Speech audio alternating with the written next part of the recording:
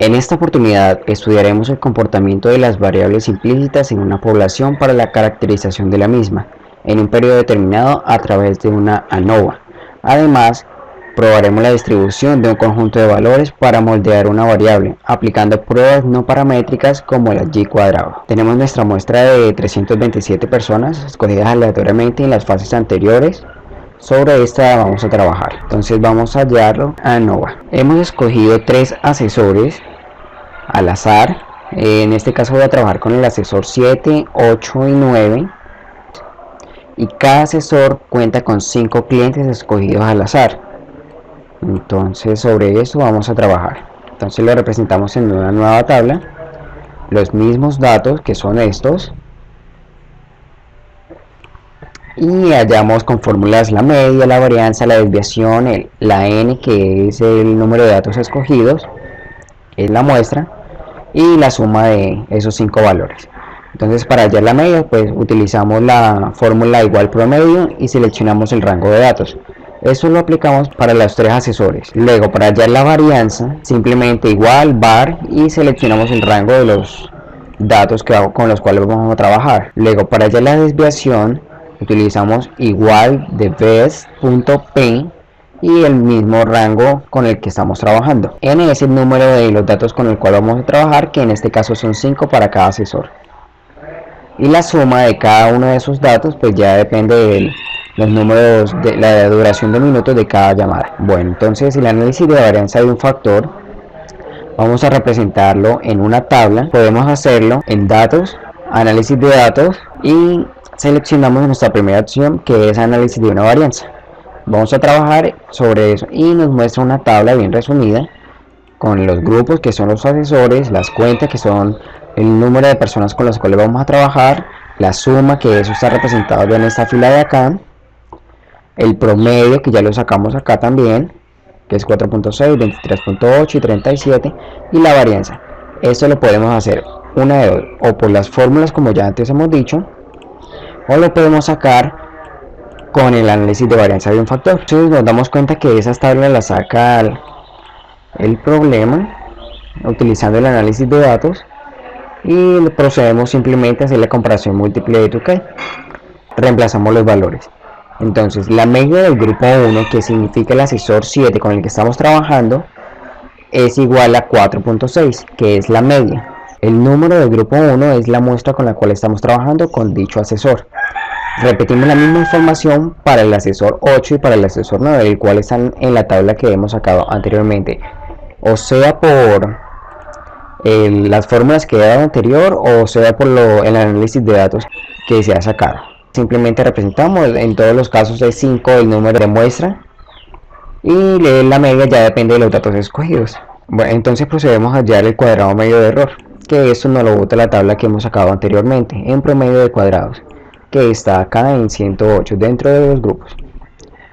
Este 3.77 es el estadístico Q de Tukey, que lo hemos sacado de una tabla enviada en videoconferencias anteriores de nuestro tutor asignado. Vamos a trabajar sobre ese valor. Es la comparación del cuadro 1 con el 2, vamos a hacer comparación del grupo 1 con el 3 y vamos a hacer la comparación de los grupos 2 y 3. Eso para mirar a ver si presenta una diferencia o no. Entonces, empezamos con la medida de los grupos 1 y 2. Al nosotros ingresar estos datos acá, él automáticamente va a darnos el resultado de los datos de acá. Nosotros simplemente damos respuesta a lo que dice acá. Entonces, entre el grupo 1 y 2 son diferentes, lo cual que significa que sí presenta una diferencia, es decir, que la duración promedio de minutos de llamada entre el grupo 1 y 2 sí presenta una diferencia significativa. Para el caso de media de 1 y 3 son diferentes, el cual también implica que presenta una diferencia muy significativa entre los grupos 1 y 3. Y para el caso de los grupos 2 y 3 no es muy diferente, lo cual no presenta una diferencia significativa entre los grupos antes mencionados. Bueno, ya hallado esto de ANOVA, simplemente seguimos con nuestro y cuadrado, el cual vamos a trabajar. Entonces, en esta parte que selecciono acá, pues la misma muestra sobre los 327 personas que vamos a trabajar. Simplemente que esta vez lo vamos a hacer con el cliente y con el consumo de los kilobytes. Entonces son 327, eso lo dice acá. Entonces empezamos a llenar nuestra tabla. N es número de muestra con el cual vamos a trabajar. El valor mínimo lo podemos hallar con la fórmula igual mínimo y seleccionamos el rango de consumo de kilowatt. El valor máximo al igual lo podemos hallar con la fórmula igual max y seleccionamos el rango con el cual vamos a trabajar. Bueno, el rango es la diferencia entre el valor máximo y el valor mínimo. El intervalo, que es el número de clases con el cual vamos a trabajar en este proceso, es hallado con la siguiente fórmula: igual 1 más 3.322 por el logaritmo de 10 de n, que es nuestra muestra, que son 327. Este valor lo redondeamos al máximo, entonces 9.35 le aproxima a 10. Al igual hallamos la amplitud, que significa r sobre i, que es el rango sobre los números de intervalos, y eso nos da un valor que también es decimal y lo aproximamos, lo redondeamos al mayor. El nuevo rango, eso lo da nuestra tabla. La media de kilobytes es el promedio del rango de consumo de kilobytes, y la desviación también la hallamos con la fórmula igual de vez n, y seleccionamos el rango con el cual estamos trabajando. Bueno, entonces procedemos a hallarlo, el estadístico de prueba, en el cual nos dice que vamos a trabajar con un intervalo de 10, como dice acá, 10, que son las clases. El x sub i es el valor mínimo con el cual empezamos a trabajar. Nosotros hallamos el valor mínimo, que es 6356, y a ese valor vamos a sumarle la amplitud, que ya la hallamos anteriormente, como se selecciona acá de rojo. Entonces ese es el valor, el rango en el cual está implícito cada una de las clases. Para el segundo valor te seleccionamos el superior del anterior y le sumamos la misma amplitud, y para cada uno de esos casos igual. Claro que hay que tener en cuenta que este valor parte de 6356 hasta 305.013, y este pues obviamente avanzaría de 305.014 hasta 603.670, y así sucesivamente. La frecuencia observada, que es hoy el número de cliente, la podemos hallar con la fórmula igual contar.si.conjuntos, y seleccionamos el rango con el cual estamos trabajando de consumo de kilovatios. También seleccionamos menor o igual, y anexamos también la casilla I21, que es el XS, que es el mayor. Hacemos esto para cada uno de nuestros datos de nuestras clases, por así.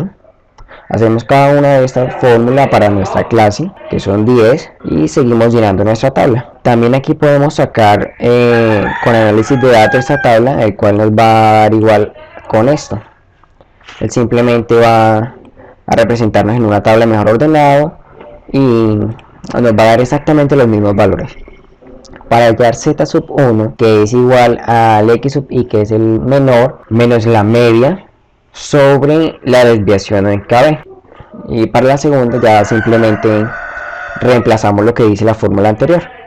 Entonces nos dice que z sub 1 es igual a h22, que es x sub i, menos la desviación, que esa está seleccionada acá en la parte superior izquierda, la media, y lo dividimos esto entre la desviación. Hacemos este proceso para cada una de las clases que hemos seleccionado, que son 10, y procedemos a hallar z sub 2, que esta vez es con x sub s, que es el mayor. Simplemente cambiamos lo que dice nuestra fórmula y dividimos, llenamos las clases y procedemos a hallar la probabilidad P, que la encontramos entre z sub 1 y z sub 2. Este valor lo podemos hallar con la fórmula igual dist.normal.standard.n, y seleccionamos la z con la cual vamos a trabajar, que es z sub 2, y punto y coma, y el 1, que es el acumulado.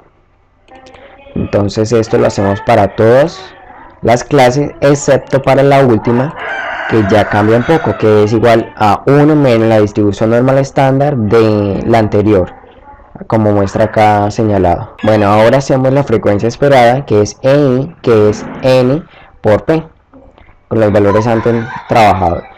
Simplemente reemplazamos, que es N, que es 327, y lo multiplicamos por el valor antes obtenido, que es este de acá, la probabilidad P. Hacemos esto y lo sumamos, eso nos da 327. Y esta probabilidad P, como pueden darse cuenta, nos dio 1, que es lo que pretendemos. Procedemos ahora ya a nuestro y cuadrado, que es la suma de todas las clases.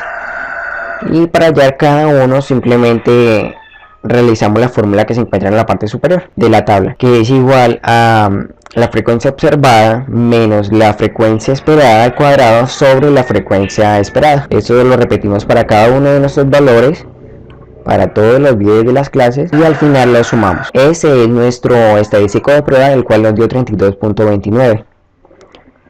Ahora procedemos a hallar el estadístico teórico para saber si nos dio exactamente igual o no. Si el estadístico al cuadrado es menor del teórico, se acepta la distribución de los datos es normal. Entonces el GL, que es el valor el cual vamos a hallar, es K menos 1 menos M. K es el número de las clases y M es el número de parámetros a estimar, que es la media de desviación. Entonces empezamos a llenar. Vamos a trabajar con una significancia del 5%. El número de clases ya sabemos que es 10, que lo hallamos anteriormente, y hallamos el GL, que es el número de las clases menos 1 menos el número de parámetros a estimar de la media de desviación. Eso nos da un valor de 7. Bueno, entonces para hallar nuestro estadístico teórico simplemente podemos hacerlo con la siguiente fórmula que se presenta en esta parte, el estadístico calculado, que es la misma que hemos utilizado en esta parte. Entonces simplemente reutilizamos la siguiente fórmula, que es igual prueba.chi.in, y seleccionamos en P, que es el nivel de significancia, y P13, que en este caso es el GL, como se muestra acá. Entonces eso nos dio un valor de 14.067. Entonces ahora vamos a la parte de la conclusión. El y cuadrado con el e teórico nos dio 14.067. El y cuadrado con el estadístico de prueba nos dio 32.96. Entonces para hallar nuestra conclusión simplemente miramos los dos valores y damos cuenta que son totalmente diferentes, y que obviamente el estadístico de prueba es mayor al estadístico teórico. Entonces la distribución del consumo de kilobytes no es normal. Entonces, como el estadístico de prueba es mayor que el estadístico teórico, quiere decir que la distribución del consumo de kilobytes no distribuye como una distribución normal.